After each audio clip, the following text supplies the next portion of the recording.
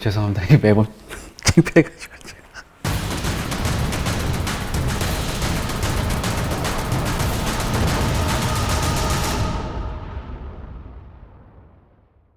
아, 6월이 호국 보훈의 달이잖아요. 그래서 우리 비전에서 첫 번째 맞는 6월에 어떤 테마를 해야 될까, 어떤 테마를 가지고 여러분한테 말씀을 드릴까라는 걸 좀 고민을 해봤습니다. 그래서 6.25에 관련된 걸 하자 그랬는데, 6.25 전쟁 발발 당시에 참 우리가 정말 어려웠잖아요. 그리고 좀 비참한 부대들도 많았어요. 6.25 발발 당시에. 근데 그 중에 한 부대를 오늘 여러분들께 좀 소개해 드릴까 합니다. 좀 이렇게 저도 막 이기고 막 이런 거 좀 했으면 좋겠는데, 있는 그대로 좀 여러분들한테 전해드려야 할 부대도 있어요. 그리고 잘 알지 못했던 부대도 있고, 오늘은 그런 부대 중에 한 부대, 비운의 부대를 여러분들께 소개해 올릴까 합니다. 바로 316 부대 독립기갑연대입니다.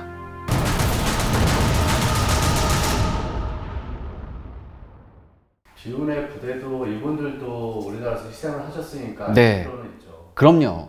그러니까 이분들의 비운의 부대지만 이분들의 희생이 없었다면 아마 우리는 더 비참한 꼴을 당했을 겁니다.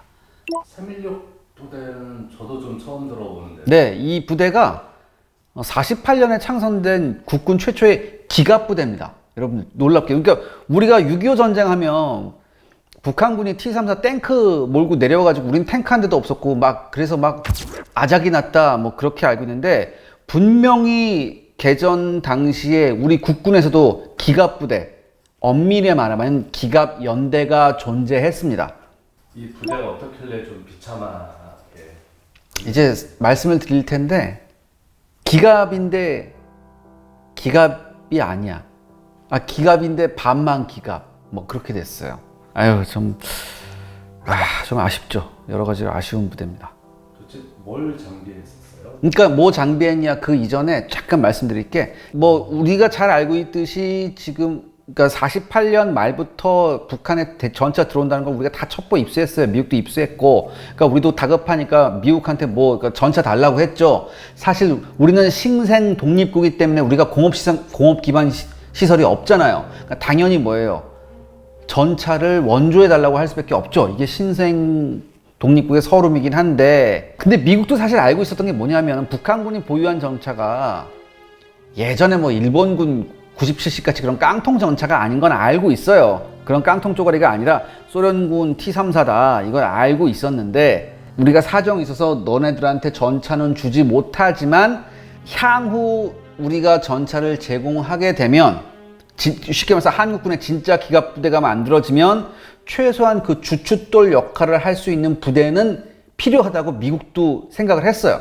그래서 1948년 12월 10일에 우리나라 최초의 기갑부대가 창설이 됩니다. 하지만 기갑부대면, 여러분 일단 기갑부대하면 전차가 있어야 되는데 전차 뭐 안 준다고 그랬잖아요, 미국이. 그래서 이 316 부대라고 해서 일단은 6번 직할 독립기관위원대가 창설이 되는데, 이게 전차가 아닌 장갑차만을 갖춘 장갑차 부대예요. 그리고 미국은 M8 그레이하운드를 우리 국군에게 제공해 줍니다. 그레이하운드가 뭐예요? 이게 정찰 장갑차예요. 근데 정찰 장갑차인데, 여러분 이 사진 보시면 아시겠지만 이게 장갑차인데 포탑이 있어요. 전차처럼 터렛이 있단 말이에요. 이 포탑에는 37mm 대전차포가 달려 있어요. 그래서 어떻게 보면 장갑차 같지 않은 장갑차예요. 그래서 모르는 사람이 보면, 잘 모르는 사람이 보면 이거 바퀴 달린 탱크 아니야? 이렇게 볼 수도 있어요. 그러니까 이게 미국이 우리한테 전차 대신에 이 그레이하운드를 준 이유도 바로 이 장갑차 같지 않은 외형 때문이에요. 그러니까 미국 입장에서는, 그러니까 우리 국민들은 전차가 뭔지도 모르잖아. 국민뿐만 아니라 대부분 병사들도 모르잖아요. 장교들만 좀 알지. 근데 이렇게 주면은 일단은 뭐예요? 야, 우리도 전차다. 우리도 전차가 있다. 이런 착각 효과를, 착시 효과를 일으키기에 충분한 장비예요, 이게. 그러니까 안도감을 줄 수, 야, 우리도 이제 우리 전차다. 이런 생각 가질 수 있고, 그 다음에 전차보다 훨씬 유지 비용이 싸요. 근데 경제적 부담도 적죠. 그 다음에 이게 전술적인 장점도 있었어요. 당시에 여러분 그거 아시죠? 6.25 전쟁이 일어나기 전까지 교전 행위가 전혀 없던 게 아니라 정말 많은 교전 행위가 있었습니다. 공산 게릴라들하고. 그렇기 때문에 이 게릴라들을 소탕하는 데는 전차보다는 오히려 이런 장갑차가 좋을 수도 있어요.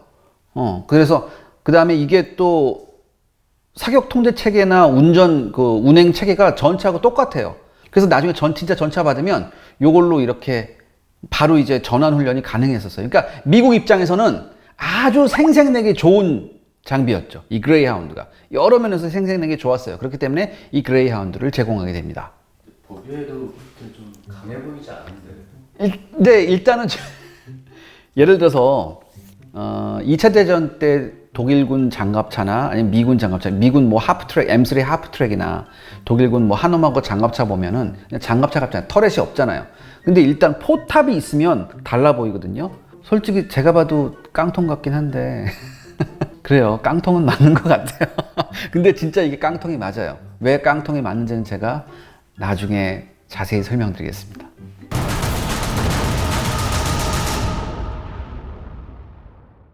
그럼 이렇게 봤으면 부대 편성은 어떻게 했어요? 나름 기갑 연대로 창설이 됐잖아요. 그 다음에 아쉽긴 하지만 장갑차까지 받았단 말이에요. 그러니까 이걸 운용할 요원의 선발 기준이 아주 엄격했습니다.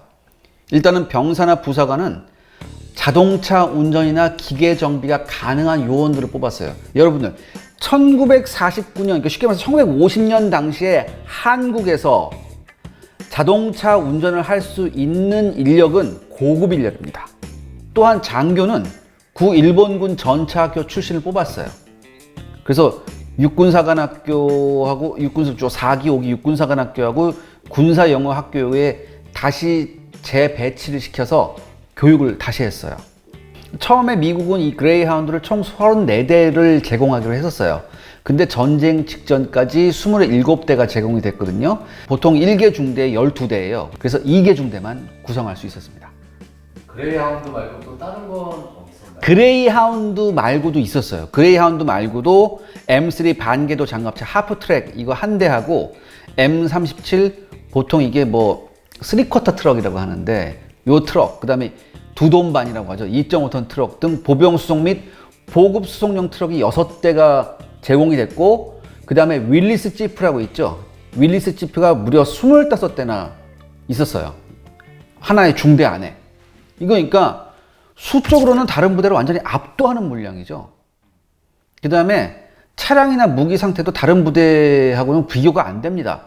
그래서 우리 이 독립기갑연대 장갑대대거든요. 이게 2개 정도가 하나의 대대를 이뤘어요.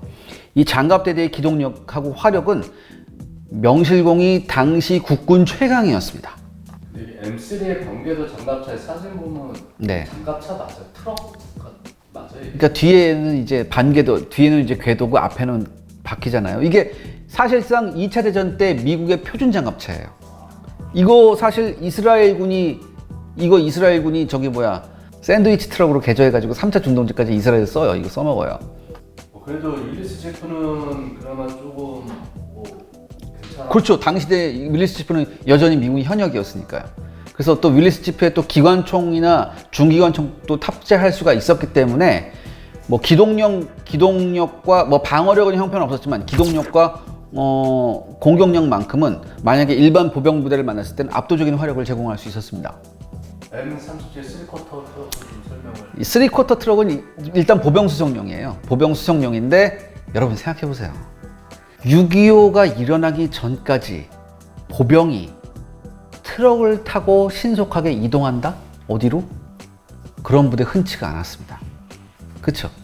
그런데도 이 부대가 전원이 트럭을 타고서 전투 현장으로 이동한다는 것은 대단히 당시로선 혁신적이었습니다. 우리 입장에서는. 왜 혁신적인지는 제가 지금부터 설명을 또 드릴 겁니다.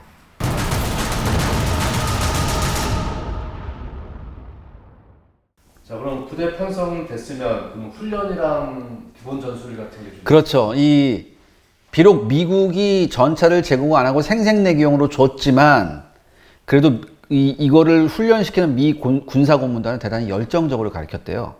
그 중에 이제 소렌슨 소령이라고 있었는데, 이 소렌슨 소령 밑에는 대위 2명하고 중위 소위 각 1명이 그 교육을 담당했었어요. 근데 우리를 훈련시켰던 이 미 군사고문단은 장교서부터 부사관까지 전부 다 기갑병과 출신이었어요.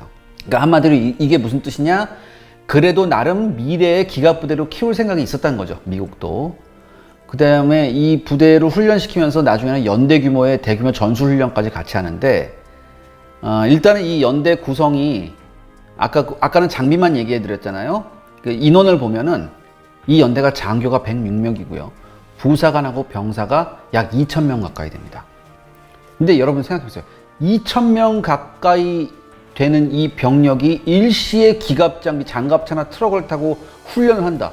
당시로서는 이게 우리나라 사람들한테는 충격으로 다가왔대요, 대단히. 그 다음에 이제 과천에서 주로 이제 기초 군사 훈련을 했어요. 근데 이게 이 훈련 내용을 보면요. 그러니까 이 훈련 내용이 나중에 전술 교리가 되거든요. 이 전술 교리가 뭐냐면 이겁니다. 먼저 그 윌리스 치프 있었죠. 먼저 기관총을 갖춘 이 무장 치프가 선두에서 적을 수색합니다. 그래서 적이 발견되면 그레이하운드 장갑차가 가서 적을 공격해서 돌파구를 뚫고요. 그 뒤를 이어서 M3 이 반궤도 장갑차가 기계와 보병을 싣고서 거기에 쇄도에 들어간다는 얘기죠. 그래서 퇴로를 차단하고 적을 완전히 포위한 다음에 섬멸한다. 이거 어디서 많이 듣지 않았나요? 이거 어디서 많이 듣지 않았어요? 이거 2차 대전 때 독일군의 전격전하고 비슷해요. 이게 위력 정찰대가 나가서 적을 수색을 하고 적이 발견되면 강력한 부대로 구멍을 뚫어난 다음에 거기에 전차 및 기계화 부대가 쏟아져 들어간다. 거의 독일군의 전격전하고 비슷했습니다. 그러니까 이런 내용을, 그러니까 이런 현대적 기동 훈련을 사실 우리나라 한국군 군 수뇌부들도 잘 몰랐어요. 왜냐하면 아직까지는 옛날에 일본군이었었던 사람이 많았었잖아요. 그러니까 옛 일본군의 영향을 받았던 군 수뇌부한테 이런 기동 훈련이 충격으로 다가왔다고 하더라고요. 군 수뇌부한테 심지어. 근데 이제 미 군사고문단이 이걸 훈련을 시켜보니까 무슨 평가를 내리냐면, 야, 마치 스펀지처럼 쭉쭉 빨아들인다. 정말 얘네가 똑똑하다. 그래서 미 군사고문단도 아주 높은 평가를 합니다. 근데 또 이것도 있어요. 연대 훈련 벌일 때 하루 정도가 걸리는데, 근데 여러분 생각해 보세요. 그 2,000명 넘는 인원이 이런 기갑 장비를 가지고 훈련을 하는데 이 훈련을 하루 정도에 끝날 수 있다. 이게 뭐냐 하면, 여러분, 이 당시에 우리 독립기갑 연대에는 모든 차량에 무전기가 달려 있었어요. 그래서 명령이 신속하게 전달이 됐다고 하더라고요. 그래서 이 기갑 연대가 갖춘 무전기가 총 119대입니다. 여러분, 어마어마한 숫자예요. 이건 당시 보병사단이 가지고 있는 무전기 숫자하고 똑같은 숫자예요, 거의. 그래서 그 명령 체계가 아주 신속하게 전달되는, 유기적으로 서로 통신을 하면서 작전을 할 수 있는 부대인데, 이 무전기가 나중에 재앙의 근원이 됩니다.